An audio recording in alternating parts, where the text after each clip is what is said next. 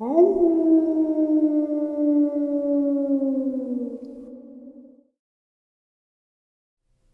right, guys, really quick before we get into today's upload. At the end of today's upload, I misspoke. What I was trying to get at is, like last Saturday, there will be a bonus video in the middle of the day, probably a couple of hours after this comes out, of just some video clips that I'm going to put together and just a compilation of stuff.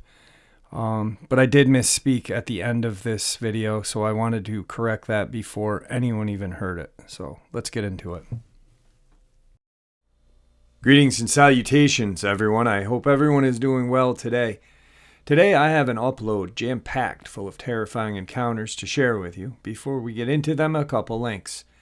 As you know, I rely on Patreon, PayPal, and my merch to help the channel to continue to grow and go.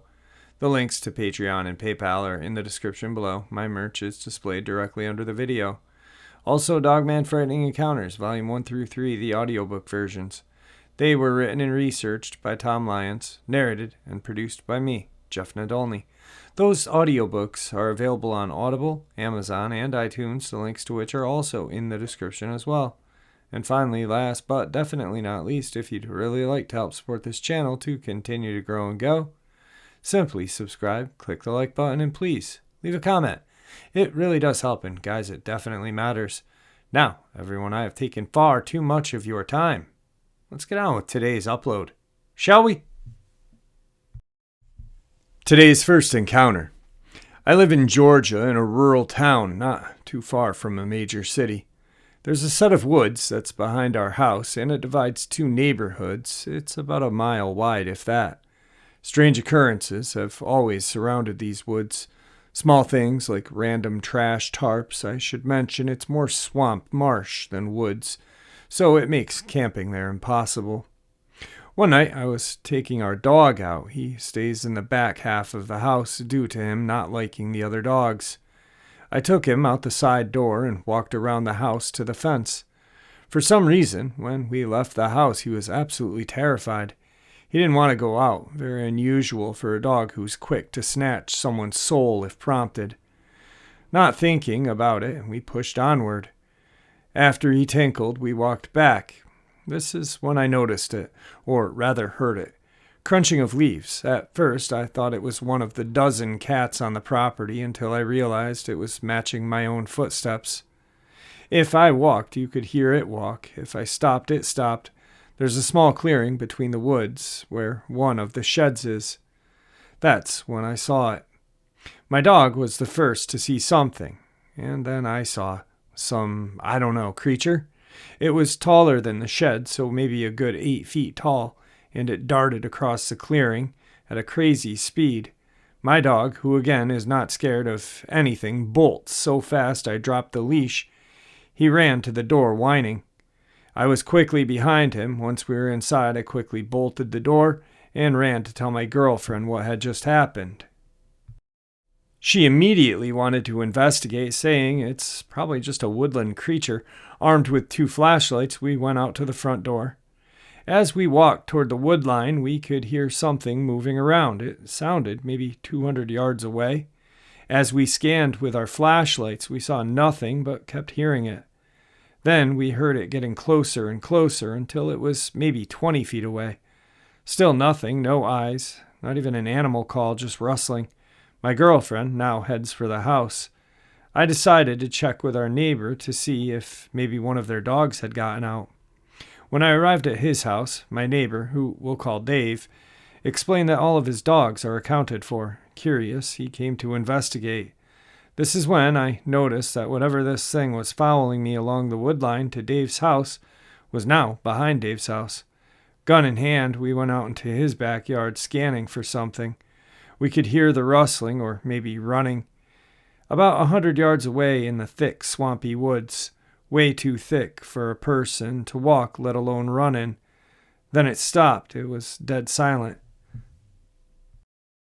Scanning and on edge, we hear and see nothing, and then bam, all of a sudden it's 5 feet in front of us, sprinting at me.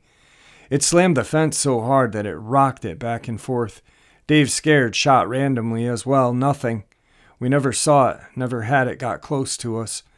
Again, as I mentioned, the woods are thick, too thick to run in, so what teleported silently in front of us and slammed that gate? Spooked, we were about to run, and then we heard it. It was human in nature, but not English. It sounded alien-like, not a known language. Dave, a hunter for the last 40 years, still to this day cannot explain what it was. Anyway, after we heard it, we bolted. He covered me and I ran into my house. Not 10 minutes later, we were both heard a loud explosion coming from those woods. It shook our houses and flickered the power. I ran outside to see what it was, and of course nothing, but when Dave came out and confirmed he felt the same thing, we both once again were terrified. Moments later, a few strangers from the neighborhood came driving down our cul-de-sac. They all agreed that the blast sound they heard came from behind our house. 911 was called, and 2 officers responded. They interviewed us separately. Our stories matched. The responding officers refused to go anywhere near those woods. They took the report and left. To this day, we are still not sure what we encountered. Also, Dave does not go outside at night anymore. It spooked him that bad. The next day, earlier in that day, my mother-in-law, a police officer for a town 40 minutes away, installed 2 motion-activated trail cams along the wood's edge. They were brand new, keep that detail in mind. Thinking maybe we'd see something, we waited for nightfall. Later that evening, I went outside to feed our outdoor cats. That's when I heard it again, rustling, this time not taking any chances. I ran inside and told everyone what I heard. They all piled by the back door and urged me to go out there and look. Reluctantly, I agreed. I took my flashlight and walked to the edge of the woods. Knowing there was a trail cam covering this area, I figured that if it got me, it would at least be on camera and my sacrifice wouldn't be for nothing. As I got to the wood's edge, I could hear it still rustling. I'm shaking at this point because I could tell it was maybe 15 yards in front of me. Everyone at the door was watching me and could hear this thing. Then it got quiet. For a moment it was gone, or so I thought. Just as I'm scanning with my flashlight, trying desperately to see a normal woodland creature so I can laugh this whole thing away, boom! Something fell out of the tree and hit the ground so hard that it shook the soil beneath my foot. It was close, so close that I was sure it was going to lunge out of the brush and snag me. I dropped my flashlight and ran the 100 yards back to the house in what felt like 2 seconds. I screamed, "Get into the house," as everyone was already scampering into the house. They heard and felt the thud as well. My neighbor Dave called my mother-in-law to ask what the loud crash was. For him to have heard it from well over 700 yards away is insane to me. Once the adrenaline died down, we realized that this happened right next to the trail cam. Problem solved. We got evidence of this thing. The next morning, we went to check the SD cards on the trail cams. They had videos up until 11:45. The rest is corrupted. They were both brand new trail cams and SD cards. We reset everything and set them back up. And to this day, we still never encountered the creature again, nor caught anything on camera. Today's second encounter. This is a fairly recent encounter. It happened when I was 18. I'm still 18, so, like I said, fairly recent. This is my encounter with a werewolf in Talladega National Forest. I live in Alabama, and it was a few weeks before my 18th birthday, and being the nature lover I am, my friends Aiden and Maggie invited me to go to the Talladega Forest for an early birthday present, and of course I said yes, with my mom's permission, of course. My friends and I are very outdoorsy people. I met them near a park we always met at for our midday adventures. We hopped in Aiden's truck and began our drive for what seemed like forever. When we got to our campground, everything was normal, people chatting and laughing. We had found our camping space away from all of the other people since Aiden, Maggie, and I are not the most sociable people. Maggie and I made the tent up since we all had decided to sleep in the same tent. Well, Aiden went to look for some firewood. After the day had gone by, everything seemed normal. So we put out our fire and nodded off. The following morning we had gone for some fishing, but something seemed slightly off. There was no sound, no frogs, nothing. I have high paranoia. Aiden knew this, and him being a jerk decided it would be fun to mess with my paranoia. He told us he would be back and that he was going to get some snacks. We continued fishing, catching very little, just a couple of bream and catfish. Maggie got worried because Aiden had been gone for a couple hours. Leaving me alone, my paranoia started setting in worse. Aiden had jumped out of the brush a few feet away from me, making me shriek. I called him an ass and got up to leave. Maggie caught me walking back to our campsite and asked me what was wrong. I glared at her and nodded my head to where we were fishing, and she laughed. I couldn't help but feel like she was in on it and ran back to the tent. So much for a birthday present. When they got back, the sun had already begun setting. I was playing games on my phone. Aiden apologized for scaring me and tossed me a bag of chips. We cooked and ate what we caught and nodded off. Another remotely normal day. The following morning, when it got weird, we opened our tent to the campsite being destroyed, our pack shredded, and our cooler knocked over with what looked like claw marks all around. I wondered how we could have slept through all of this. Aiden had suggested maybe it was a black bear. Maggie protested that if it were hungry, it would have targeted the tent as well. We shrugged it off and started our hike in the woods that day. There wasn't a trail that we were on, that there was no sound, nothing, not even a bird. Maggie suddenly gasped and started walking away quickly. Aiden looked over, trying to shield me from what Maggie had seen. I pushed him aside and froze. It was a freshly killed deer. It had gashes on its neck and its stomach was torn open. Aiden pulled me away and we started heading back to camp. I'd been silent the whole time, Aiden holding my wrist, knowing how much shock I was in. I finally shuddered out. That poor deer, what the hell could have done that? And why did it just leave it like that? Maggie looked back and suggested bear. Quickly, Aiden denied. Bears don't leave a meal like that. We got back to the campsite, and for the rest of the day I sat in the tent puzzled and sick. Maggie and Aiden were arguing outside for hours about what we had seen. They returned to the tent looking at me while I was still in shock. Aiden suggested that we go to sleep. I didn't sleep. I just sat up in my sleeping bag listening to the sounds, but there were none. Not even the wind. Suddenly, a loud howl broke the silence. It shook me. I held my breath listening, and again, but louder and more angry howl. I could hear walking in the woods around us. Aiden touched my shoulder, and I jumped, and he shushed me. He was looking at the side of the tent, and I noticed what he was looking at. A shadow that I could only describe as Professor Lupine's movement in Harry Potter. We peeked out of the tent flap a little, and we saw it. A massive, black, wolf-like creature. Not too far from our tent. Maggie woke up and asked loudly, "What the hell are you doing making so much noise?" Aiden quickly grabbed her mouth, but it was too late. This werewolf Dogman thing was making its way towards our tent.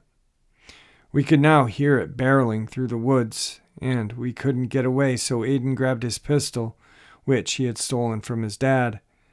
I didn't question it at the time, since it was our only means of protection we had besides my hunting knife. He stood outside the tent and fired a warning shot. It stunned the creature. The creature seemed to not know what had just happened. Aiden yelled, trying to either scare this creature or I don't know. It let out a deep guttural growl as it stood on its hind legs, towering over Aiden, which scared us even more. Aiden's easily 6'2" and not a small guy. He yelled at us to run for his truck while it was focused on him. We did as he said, but I kept looking back, watching him try to scare this beautiful creature. It wasn't long before we heard another shot and a loud, pained howl. Maggie and I assumed that Aiden had shot the creature. We heard something running through the forest and prepared for the worst. Aiden busted out of the woods and yelled, "Get in the truck!" We piled into his truck, crying that we were going to die. Aiden's truck wouldn't start, which worried us. Maggie screamed, and we looked to where she was looking. This creature's face was pressed against the side window, its amber eyes piercing through our souls, as it seemed. Its breathing fogged the window. I yelled at Aiden that all he did was make it even more mad by shooting it. He glared at me, grumbling that it was not time to be all animal-loving. This creature banged its hands on the truck window, going around the truck trying to find a way in. Finally, the truck started. Aiden floored it, scaring this creature. Maggie, still freaking out, watching behind us, yelling, "Drive faster!" The creature was chasing us. Aiden sped up, and I turned to get one more look. I was amazed that this was happening to me, but at the same time I was terrified that it was happening to me. The drive home was long and tiring. We didn't speak about it anymore. Up until a few weeks ago, when I suggested maybe we should share this, Aiden encouraged me. Maggie protested that nobody would believe us and they'd think we were crazy. So that's my and my friend's encounter with the Talladega Dogman. Tonight's third encounter. I live in Chattanooga, Tennessee, just a few minutes away from Harrison Bay. The year I started with 4 cats, and I would let them roam outside, and they would always come back when it got dark. One of them didn't come back one day. I didn't think too much other than it just wanted to stay out longer, and I'd let him in the first thing in the morning. After a week of no sign of him, I gave up hope, and I thought maybe a stray dog or a wild animal or something got her. I kept a closer eye on the cats from then on, but didn't have any problems until a couple of months later, when another one disappeared. Now I only let one single cat out who is older and meaner and can protect himself, and even then he comes back before it gets dark if he goes out at all. Now, the beginning of the encounter happened December 28th, 2018. I was driving home from work, and the closer I got to my house, the thicker this strange misty fog became. I went inside after feeling a little uneasy, went to bed after making sure both the cats were inside and accounted for. I woke up at around 3 a.m. to sounds of a cat making an awful wailing noise outside of my front door. It sounded almost like a siren from how it rose and fell in pitch. I looked to make sure the cats were okay. They were huddled under my TV stand, looking terrified at the front door where the wailing was coming from. I listened closer to the wailing sound. It was off. It sounded like a wail on the surface, but a guttural growl undertone. I felt a strong urge to open the door, but then I had a feeling tell me not to open it. I smacked the door instead, and this thing made a loud, garbling, wailing growl sound and scampered away. I then went to lie back down. At around 3:30 at this point, it started back up outside of my bedroom window. At this point, this time, however, it would wail and then make a sound like it was fighting another cat, but there was only one creature making that noise. At around 4 a.m., it came to a stop. When I went outside in the morning to go to work, there was white fluff all over the ground. Today's fourth encounter. This happened to me in July. Just to give you some context of where I was to discount any of the possible wildlife explanations. At the time, I lived in the Midwest in a suburban area, fairly populated and near a very populated city. There is nowhere that would be considered rural within at least 40-mile radius. Anyway, to start the experience, it was late at night. I was hanging out with my golden retriever Leo, who had just turned 1 year old a couple of weeks prior. I was watching YouTube in my room while he lay on the floor next to me. It was around 12:30 in the morning, and I was getting ready for bed, so I had to take him out before we both went to sleep. So I got the leash on him and we went out. My family and I lived in a large apartment complex. The apartments have quite a few rooms and their own personal garage, but still have 8 to 10 apartments per building. So the buildings are very long and slim. Behind our building was a long strip of grass that goes out about 15 feet, then a large tree line that is 20 feet deep and about 200 feet long. Leo and I go out front around the building to the back, as we don't have an exit to the back.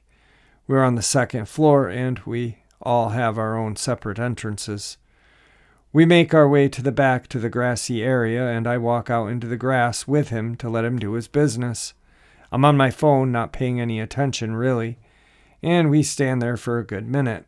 I realize it's been a good amount of time, and I notice Leo has not moved one bit. I turned off my phone and looked at him and realized he hadn't moved from that spot we had stopped at and was looking at the other building right by the woods. He had been frozen this whole time. I pet him and he looked up at me, and when I stopped petting him, he looked straight back to the same spot. I hadn't at the time realized he was looking at a spot that whole time until then, and I looked over to where he was looking at. My eyes were not adjusted to the darkness. I could only see a shadow of the building. The only source of light was streetlights about 50 feet behind us. I looked back at him and quietly chuckled because I thought he had heard a squirrel and was all perked up. It was very cute, and then I looked back at my phone. Leo, in the corner of my eye about 15 seconds later, flinched back as he had been startled by something and started to whine. I looked back over to the spot this time, realizing now he was scared of something he saw while we had been out here. My eyes were now adjusted to the darkness. I saw what he was fixated on. In the shadow of the building right next to the corner wall, in front of the tree line, about 15 feet away from me, was that creature. I could only see a black outline as it was not lit up enough, but it was massive. I know how tall the building is relative to me. When it was standing right next to the building, it was about 5 feet tall. That wouldn't be very tall if it were standing up, right? But this thing was on all fours. The best way I can describe how it looked is when a bulldog snarls and kind of flexes its front legs trying to intimidate something, but was scaled up to about 5 feet tall and way more muscles. Its outline was much wider. There is no way that this was any creature in the Midwest. The only creature that is remotely close to that is a black bear, which is all the way up north, nowhere near where I am. I'm in the southeastern part of my state. There are no wooded areas for a bear to live in anyways, as I stated in the beginning. Plus, the max height of a black bear on all fours would be about 3 feet, and not very broad. This thing surpassed that by a long shot, and was very broad. I jumped back in fear, and was just frozen after that for a solid 30 seconds, just staring at it. I then backed away slowly, keeping my eye on it the whole time. Leo began to growl and snarl at it as we rounded the corner. Leo has never acted aggressive like that before, so this really freaked me out even more. I then peeked around the corner, no more than a second later, and it was gone. No noise, no shadow swiftly moving behind the building, just gone. There's no way something could have moved behind the building that fast without a sound, especially of that size. This freaked me out even more, and I sprinted back inside of our house. I would really like to think that I just hallucinated this thing and I was tired, but it was clear as day. Even during the night, right? I've never shared this experience with anybody, but it still freaks me out to this day. Tonight's fifth encounter. Around 8 years ago, me and some friends used to spend our weekends spelunking and exploring abandoned places at night. We didn't vandalize or anything. We would just go and take cool pictures and spook each other out. There's an old abandoned rock quarry in our county that lots of teenagers go and throw parties and get drunk. I had never been down there before, but my friends had been, as they were a few years older than me and had partied down there before. There's a huge hill where you have to park your vehicle at the top of and cross a gate and walk down the hill to reach the quarry. There's a huge pile of rocks in the middle of the land outside of the actual quarry cave.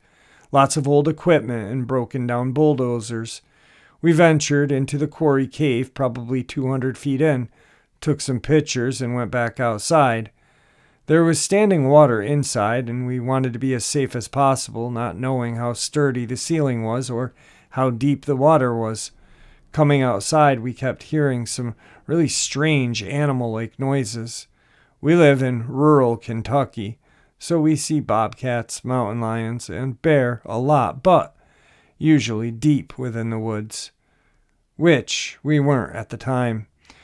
We usually always carried a machete for tearing weeds down and just for a safety precaution in general. Anyway,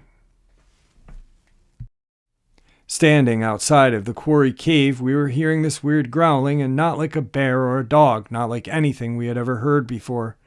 We had flashlights and we shined them around, looking on the hill surrounding us, and found these huge reddish eyes staring at us. We all looked at each other like, WTF is that?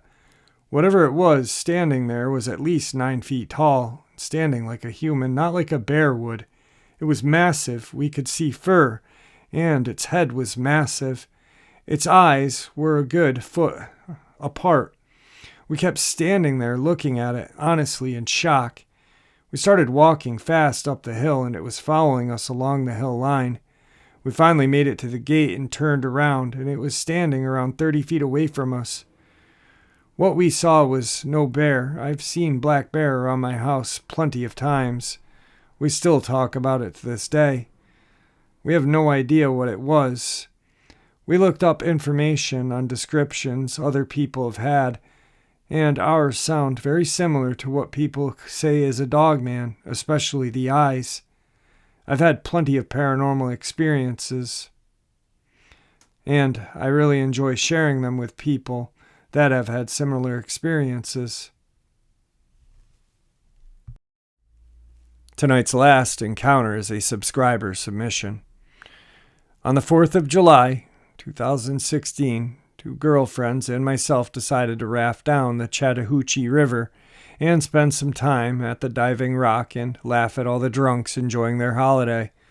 This is in North Georgia summer tradition going way back to the 60s. I'm 47 now, but in my youth I did it quite a few times and damn near killed myself doing a gainer off the Diving Rock when I landed on my belly, inhaled water somehow, and nearly drowned. I was fairly drunk and don't remember how I made it back to the surface, but my upper body was purple the next day, and my internal organs hurt for weeks.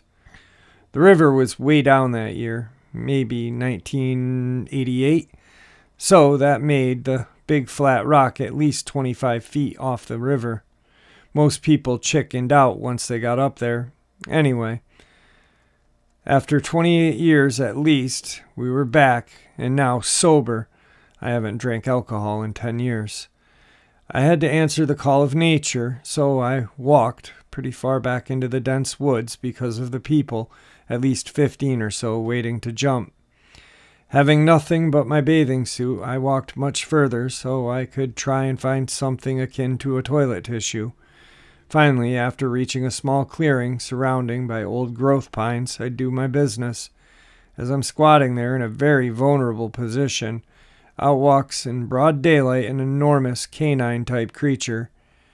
I spent 21 years in the military, all over the world in 3 different theaters of war, and I have never even heard of this creature before. In the 3 days since, I barely slept at all, researching everything in a zombified state. I can still taste the fear in my throat and my own vomit. I am 6 feet tall, 250 pounds, and this thing dwarfed me. At least 7'6", maybe 350 to 400 pounds. As a former college and semi-pro football player and power lifter, I know about big people and about strength and musculature. And this was no normal creature that evolved somehow in that environment. This is some kind of genetically mixed entity of man, wolf, and primate. My encounter with it lasted minutes. It displayed a very bizarre behavior and vocalized several times at me. It stunk so bad and horrified me so badly that I retched again and again. I was gone so long that the girls came looking for me, and they are what finally scared this creature off. When they found me, I was trembling and couldn't speak. As a combat lifesaver in the military, I can tell you for certain that I was in shock from this. Every joint in my body and my ab muscles are still hurting after 3 days. So, I will be more than willing to share everything with you in hopes that I can relieve my anxiety somewhat by just expressing my trauma, because I am not sure what type I saw, but I can promise you that this is not something that anyone would want to encounter twice. I am not grateful, I don't feel privileged, and I will not chase after this thing with a camera. Jeff, thanks for providing a forum for us experiencers to share. I needed this. All right, guys, I hope you all enjoyed tonight's upload as much as I enjoyed sharing it with you. I had a different upload prepared or planned out. I was going to do a subscriber interview, but apparently something happened and they bailed on me. So at around 11 o'clock last night, I was like, I need to put together a very terrifying set of experiences for you guys. And I hope I succeeded. Anyway, right after the outro will be another video clip, so stay tuned for that. And, I want to really share these video clips that I have with everyone because I think they're so important. And with the arrival of so many subscribers, or so many new subscribers, I don't know who has seen what. So that's why I started the upload off with a video and ended it with a video. So stay safe, everyone.